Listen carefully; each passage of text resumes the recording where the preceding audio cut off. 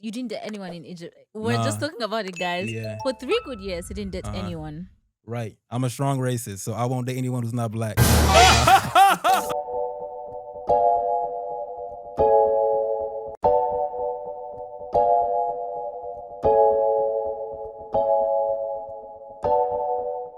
Hi guys, welcome to Kenganda. My name is Janita Maya and this is the Repat Podcast. Now on today's episode, we are joined by a gentleman, Mr. No Limit, Eddie. But Eddie, you can tell the people who you are in case I didn't do your introduction justice. All right. Yo, what's good, guys? My name is No Limit Eddie. I'm a content creator. I guess my claim to fame is I moved to Africa at 21. I'm still here 4 years later. Love that. O'Shea, for those who don't know you. I used to be 21 many years ago. But yeah, O'Shea Duke Jackson, West Coast, just like him. Let's get to it. Lovely. Now, the one thing that stands out is the fact that you say you moved to Africa at 21. And we're just talking behind the scenes, like it's most times people who move to Africa are not like in their 20s, in their early 20s. It's like people who have saved up a huge amount of money or have saved up something and then they decide to move. So we don't see a lot of like young African Americans moving. So what pushed you to move to Africa at 21?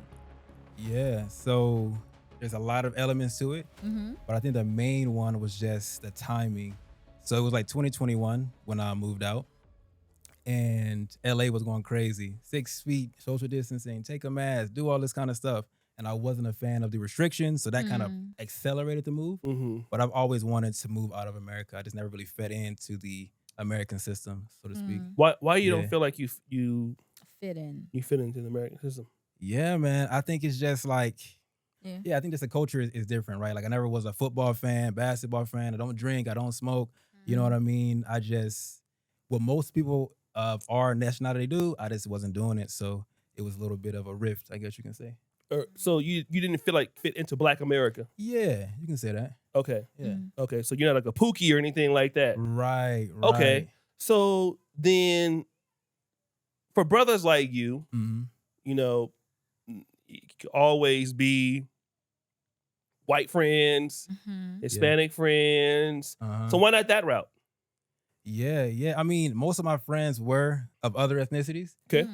Because of where I went to school. Yes. So I went to school in Manhattan Beach. So $1 million homes, you know, who's living in those. Manhattan Beach. Yeah, that was the thing, you know. But at the same time, I always felt like America just wasn't the place to be. From the way they believe, their systems of politics, from it's like we've been fighting for 400 years in that place and we made zero progress. So am I going to keep sitting here and fighting, or am I going to look for a different avenue? And so Africa was that other avenue for me. Why not some of the other places, like, you know, not that you're not a passport, bro, but let's just say the DR, Thailand, Europe. Why not those places? Okay, so for me, it was like I said, the timing. So Tanzania was one of the only countries that was open. Right. Yes, no restrictions. Shout out to Magufuli. Rest in peace. Rest in peace, exactly. Indeed. So it just was a spot to go. Yeah. And so from there, I kind of fell in love with the African culture, the foods, the women, just the vibe. In Tanzania. And so, yeah. So I pretty much just stayed. So, and I've been to Thailand. okay. Didn't like it. I never wanted to go to South America because of the danger aspect. Okay. So here, I don't have to worry about shootings, stabbings. It's peaceful. You know what I mean, for the most part. So, before I go to Joan, so if Tanzania had not opened up, do you feel like you would ever came to Africa? Yeah, I think so. Because even before, I was watching like the Bag Family, Watermaya. So I was getting exposed to like, Africa's not just lions and starvation and Ebola. There's stuff here. Okay. Yeah. Understandable. When you say, what part of Tanzania were you in? I was in Dar es Salaam. Nice. Yeah, the You're main living city. large. I don't know about that, but it was cool. Speaking of fitting in, would you say that when you came to Africa, you did fit in? Because I do understand, like, when you speak, your accent kind of puts you apart. Yeah. And people start treating you a certain way because of the accent. Okay, so the accent part in Tanzania got me into a lot of trouble. Oh, like what? Yeah, the scams was outrageous. Like, even just to buy potatoes, like, it's supposed to be 5,000, they're gonna charge me 20,000, you know? So it felt like bloodsucking mosquitoes everywhere I left, just trying to get as much money from me as they could. So you were viewed as an ATM. Yeah, definitely. Like, you're not even human. Like, but from their perspective, they see it as like, I'm gonna take from him. But they don't see that, okay, they're gonna take from me, the potato lady gonna take from me, the coffee lady gonna take from me. Everybody's doing it. So on my perspective, it's very annoying because everybody's scamming me. But on them, it's just like I'm the first person to do it or whatever they think. So yeah. So that's why I see it. Okay. Did you actually fit in? Did you feel like you fit in? Yeah, I feel Apart from like the accent bit. I feel like the culture was more synonymous to what I believed in. So family was big. You know what I mean? Friendships was big there. So I feel like I fit in a little bit more in Africa than in the US. Yeah. Okay. They're not pushing drugs and all kind of stuff like that. So yeah. Well, that's good to know. You're not the first person we've had who said they moved to Tanzania because of Tanzania didn't have that much restriction during the COVID times. So did you say that you found like a huge African American community? How was that like? Did you feel like you were back in the States, or was it like a mixture of both? Yeah, there was a lot of African Americans moving to Tanzania at that time. Just too many. Was it like a whole bunch of Hebrew Israelites? Whole bunch of Hebrew Israelites. Shout out to them. Yeah, shout out to them. Shout out to them. Whole bunch, but at the same time, they were causing conflicts as well. But like what? Well, Mark already talked about that on the podcast. I'm pretty sure Mark talked about it, but just no discernment, not knowing, like he said, what to say and what not to say. And so when I went there, to anybody and to everybody. So I went there applying for a student visa. I was supposed to get 2 years. To learn how to speak Swahili? To learn how to speak Swahili. Okay. Yeah. And so people that went before me, they got to 2 years, no problem. But then there was so many of us applying at once, the government got like taken aback. Why is there so many African Americans applying for the student visa? They stopped giving it to African Americans. Even after I already paid the money, I paid the school, paid everything. I had the receipt in my hand, and they still didn't give me the 2 years. They're like, we're gonna give you nothing. We had a protest kind of thing. We're gonna give you 6 months. We had another protest. We're gonna give you 9 months. But I paid for 2 years, right? And that was one of the main reasons that I left Tanzania, because of the visa situation. But yeah, too many African Americans saying too much to the government. When you say saying too much, what is that? Like, what are they saying that was the too much that made the government second guess the decision? Yeah, so it's like people were going up to the immigration office. You know, they're saying this is our land, we're never leaving. Like, because the Hebrew Israelite beliefs, they're thinking like, this is the promised land, this is where we're going to live forever. And so just kind of not knowing what to say and what not to say to the government. Okay. Yeah. Where did you go after Tanzania? Egypt. All right. Yeah. And how was your experience in Egypt? Egypt was fantastic. Like, it's, to me, the most underrated country to move to. The reason I say that is the cost of living is comparable to none. And a lot of people say like Thailand is cheap. Egypt is significantly cheaper than that. Visa, super easy to secure. Like a 12-month visa used to cost like $100, right? You can't get a 1 year stay in any country for that price. And there's no like, you gotta do this. You just need a lease, bring the lease down to the government office, show them the lease. They don't give you a residency card, 12 months, right? And so that's fantastic there as well. Anybody who's been a real expat knows getting a visa is quite a challenge or quite expensive. The people were very friendly, super friendly to me. Like I had a motorcycle down there, broke down multiple times. People would just come on the side of the road, stop, fix the bike, keep going. They don't ask you for money, they don't ask you for nothing, multiple times. So, you know. These are Arabs too, Arabs, right? yeah. You walk down the street, hey, come to my house for coffee, come to my house for tea. Like, you know, it's insane. The hospitality that you get shown in Egypt. Yeah. And why do you think that part doesn't get publicized about Egypt? Yeah, really, I don't know. I don't really know. Because I feel like people who are spreading information around certain countries have never been there themselves. Okay. And so I feel like we need to have passport parties. Before you tell me that don't go to Egypt, show me your passport and show me this thing. Because that's a nice credential. So many people are talking nonsense. Yeah. Yeah. Speaking I be doing that to the Gambia though. I do that to the Gambia. Okay. Because all the Americans keep dying over there. But yeah. That's the only reason why I do it though. Yeah. Shout out to the Gambia though. Right. Shout out to the Gambians, we love you. I've seen online, like on TikTok and whatnot, Black women make videos like Egypt is not a safe country for Black women. Yeah. So when you say all this, it's just like, okay. And these are women who have actually traveled there. They said they felt like the men were too touchy, or like they felt like they were being harassed to buy something or forced into buying something. Right. Like their entrepreneurship nature is a bit aggressive. So it was aggressive for them. But what's your take on that?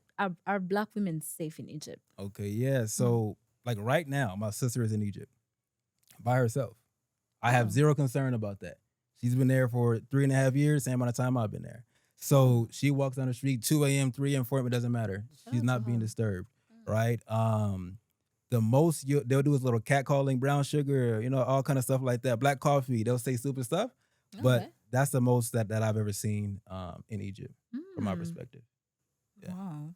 Mm-hmm. Well, that's interesting. Yeah. And you've so help us list down the countries you've been to, the African countries that you've been to since you moved. Okay, so in Africa, I've been to Egypt, Tanzania, South Africa, Uganda, and then Ethiopia. Mm-hmm. Yeah. Mm-hmm.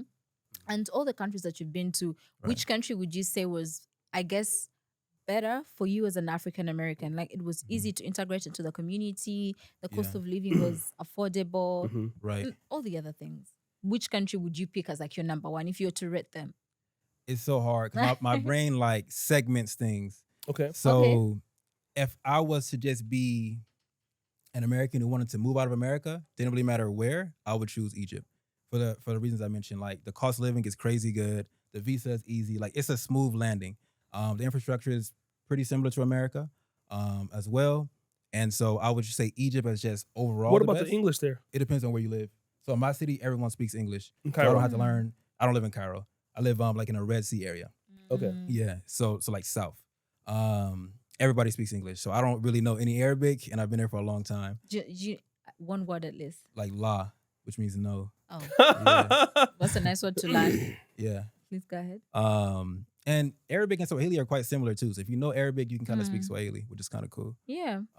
Swahili was made up of like Arabic and like some Bantu language. It's like a mixture for the people at the coast to communicate. So I've been learning a little Swahili for when I go to Kenya. But yeah, so overall I'll say Egypt. For like integration, Uganda.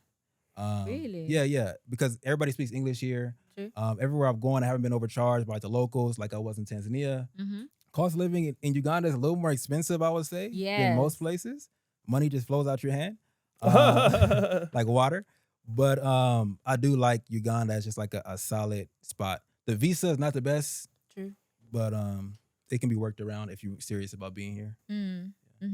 For sure. And the other country, Ethiopia? How was that? Okay, Ethiopia, I was there for like only a day, so I don't have too much, to say about Ethiopia. It was cool while I was there. South Africa, I think, is the most fun place. Everything you want to do is there. You want to go go-karting, you want to go bowling, you want to take a girl to the Ferris wheel. Everything you want to do, roller coasters, they're all in South Africa. So you never run out of stuff to do out there. So I like that. Cost of living in South Africa was good, actually. Yeah. Surprisingly good. Yeah. Especially when it comes to real estate. In South Africa? Yeah. Like fully furnished places, $500 a month. Yeah. Right? Like here, if I want to get it fully furnished, I'm looking at $2K, $3K, like dollars. And it's not even going to be good. No. $1K. But if you're like in a good like Kololo, like in comparison to Santon, it's exactly. Yeah, it's much better in Johannesburg. Yeah. Exactly. So cost of living is relatively good. Money goes a long way there. In South Africa, I like that spot a lot. I would like to go back. The only reason I wouldn't move, let's say long term, is just the danger aspect of South Africa. But I think it's a cool spot to visit. And outside of Africa, Thailand, I went there. It's okay. It wasn't as good as it's hyped up to be. Turkey was nice as well. Turkey was nice. Yeah. I think that's it. Let me go ahead. I'm sorry. No, so would you consider yourself a passport bro or not? No, I wouldn't consider myself a passport bro. Okay. Yeah.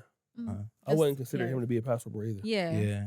But let me kind of talk about Egypt because, brothers typically wouldn't go there because, Arabic men are not really into letting somebody date their chicks. Right. So let's talk about that because even in almost any Arab country, even in Dubai, right. If you go there, UAE, you better go there and date other Africans. You're not gonna be talking to nobody Arab for the most part, right? Right. So kind of let's talk about that situation and and why black men know not to do that or does it happen? Yeah. Okay, so in Egypt, they definitely protect their women quite a lot. You will see Egyptian men with foreign women, but you will almost never see an Egyptian woman with a foreign man. White, black, doesn't matter. So I would say that. There's also a lot of laws around like dating and things like that in Egypt, which makes it not the best place to kind of do the passport bro activities, you could say. You might end up in jail. especially dealing with local women in particular. There's like a law that if you have like a Arabic woman, so she can be from Sudan, she can be from Qatar, wherever, in a hotel, and you guys are not married, you're going to jail. Yeah, yeah. Is it strict? Like, It's do they pretty strict. enforce it? Yeah, yeah. Because they have like doormen like in all buildings. So Who they'll go checking the rooms? not even the rooms. It's like doormen, they just sit around all day and they see who comes in, who goes out. And they're like the informants to the police. Yeah, yeah. So it's a little tricky. I wouldn't say it's the best for dating. That's what I said. Social life, much better in Uganda or South Africa. Yeah. Yeah. Mm-hmm. You didn't date anyone in Egypt. We're just talking about it, guys. Yeah. For 3 good years, you didn't date anyone. Right. I'm a strong racist, so I won't date anyone who's not black. So were there no black girls in Egypt? So there is, but the challenge is the ones you run into, they're like from Uganda, they're from Kenya, they're from Nigeria, and they're imported there to be house help. Yeah, yeah. So they're working 30 days straight before they get 3 days off. Yeah. So it's quite hard to build a relationship with someone who's kind of like in that situation. Some of them are working 3 months before they get a week off. So it's like, and they only let them out the house sometimes. I heard. Yeah. Right. They get let out usually. The ones that I know. But during those 30 days, they're in the house. They're not leaving that house when they're working. It's not like, oh, come and see me real quick. No, they're in that house. So it's not the best for dating. You will come across students, like black students there, who you can date, but they're very promiscuous, and so yeah, it's a different situation. Yeah. What? A lot of prostitutes there too. I don't know what goes on with the black women in Egypt for some reason. Well, that's a Right. shocking revelation. Yeah. Guys, for 3 good years, he was not dating. Mm-hmm. In the comment section, you let us know if you guys believe him or not. Let me know, guys. I know I look good, but it's okay. That's fine. Mm-hmm. Yeah, but in general, you keep talking about Uganda being peaceful. Right. Now, a Ugandan will be like, where is that peace that you're talking about? Yeah. Tell the people. Well, I think just like anywhere in the world, if you have enough money, you can buy what you want. So in Uganda, I don't live in like the slummy areas. I don't live in the crazy areas. So maybe my life is a little bit different than the average local Ugandan. So for an American coming over, it'll be peaceful, right? Like I'm not worried about the police. I'm not worried about gang members. I'm not worried about, burglaries. I'm not really worried about too much in Uganda. Yeah, I feel like that's why it's peaceful for me. Yeah. So let me ask you, so you'd already, because you're kind of like living here now. Yeah. Okay. But you left South Africa. Mm-hmm. I know South Africa can be dangerous and things like that, but why did you want to pick Uganda to come back to? Because South Africa has so much to offer. Yeah, South Africa does have a lot to offer, which is good. So my thing is, number one, the visa. The visa here is a little bit easier. You get that 3 months, then you extend it 2 months, extend it 2 months again, 7 months, you're good. In South Africa, it's like you get 3 months when you enter, and then you may or may not get approved for the extensions. So I learned from TZ, do not play with the visa. Just get a country with an easy to get visa. So that's one thing. Also, I'm dating Ugandans, so it makes sense to be here for that. And yeah, I just want to try it out. I want to try Uganda out. Okay. Yeah. Okay. Yeah. Shout out to the Ugandan. Yeah. Shout out to Ugandan women. For sure. The Ugandan lady. He said women. Say lady. But yeah, speaking of dating, now that you've been to these 5 African countries, what was the dating scene like? You've told us about the dating scene in Egypt. Yeah. Let's hear about the dating scene in the other countries. Okay, so I would say in Uganda, dating scene, I do mostly online, right? It's just easier to meet people online, chat them up, see what they're about, boom, okay, cool. By online, you mean the dating apps, Yeah, not social Tinder. media online. Yeah, Tinder, Badoo. Some people will hit you up on social media too. Instagram? Like TikTok. People are you dating on TikTok? Yeah. Yes. You make content in that country, people are going to hit you up. There's booty clap sessions going on. Yeah, people are going to hit you up. So you can make, content. And then, so I do mostly online in Uganda. It's cool. The reason why I don't do too much approaching is because like the ratio of approach-worthy women is smaller in Uganda. So don't get mad at me, Ugandans. That's fine. So it's different. Now in South Africa, it's a cold approach country. Just go to the mall, run down, boom, boom, boom, boom, boom. Get numbers. Yeah. Chat them up, see who's really about it, who's not. You go on like that. What else? Ethiopia, didn't do any dating in Ethiopia, so no experience with that. Why? I wasn't there for a day. Yeah. What's that? Tanzania, similar to Uganda. But I think that the ratio is a little bit higher in Tanzania. So you can do cold approach mostly in Tanzania. Well, they approach you in Tanzania. A lot of Nyash in Tanzania? Yeah. Yeah. More than Uganda? You know the Tanzanians. No, I can't say more than Uganda. They have that culture of the dancing. Yeah. That The booty dancing? diras. No, Yeah. it's cultural actually. I like the culture. There's a meaning behind it. Right. I watch it all the time on YouTube. Tanzania women are beautiful though, for sure. They're Yeah. up there. And like I said, they'll approach you. Like if they hear you speak English, you stand out more because they speak Swahili. So a lot of Swahili. A lot. Yeah. Concentrated Swahili, actually. That's what they call It's it. like it's the best Swahili in Yeah, because it's different Yeah. from the Kenyan Swahili. Yeah. Kenyan Swahili is like mixed with English. It has sheng, da da da. Right. But Tanzania is like, Mm-hmm.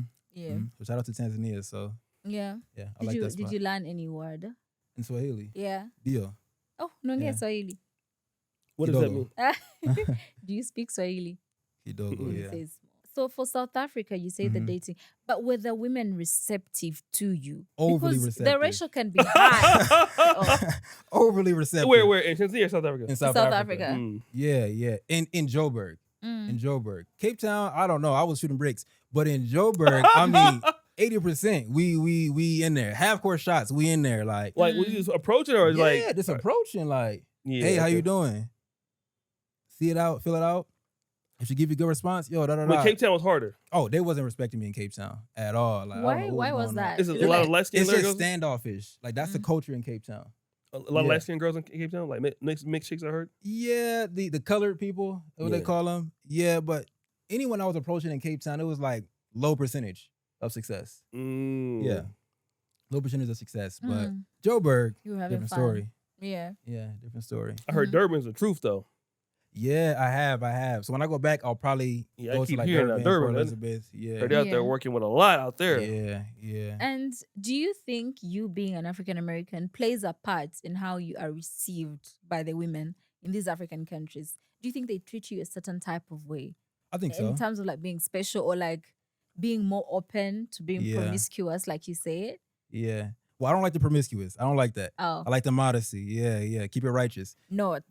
But yeah, I feel like my hair is different than most people, so they like that. They always say they love my accent as well. Nice.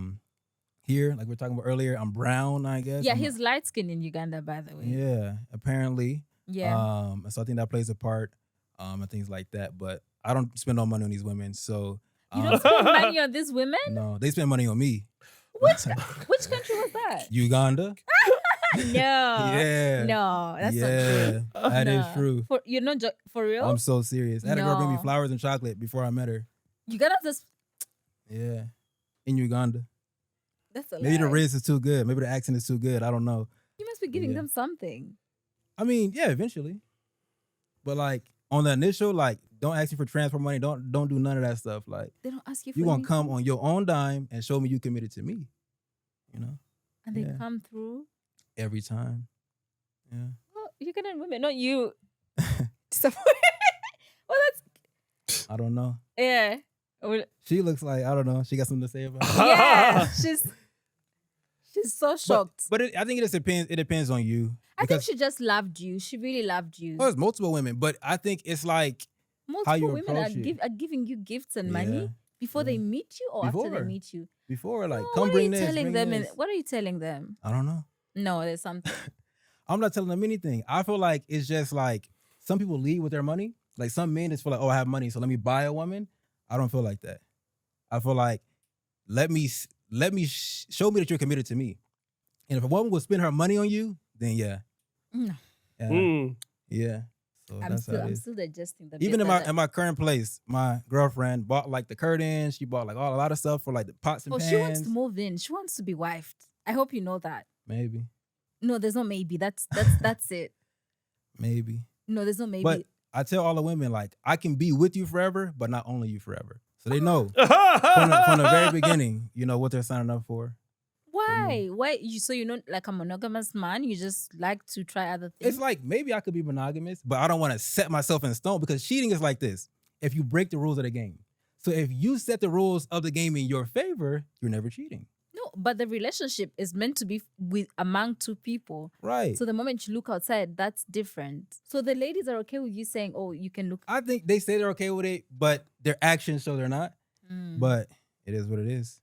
One of I'm them is very going to upfront, beat you very up. honest. They're going to beat you up one day. You think so? Yes. Oh, hopefully not. I hope not. Well, any questions? Mm-mm. What's your last message to anyone watching you who'd like to maybe move to Africa or something like that? Also, talk about your YouTube channel too. Got you. Okay, so the message for people who want to move to Africa is do it the right way. So many people move over here with money they saved.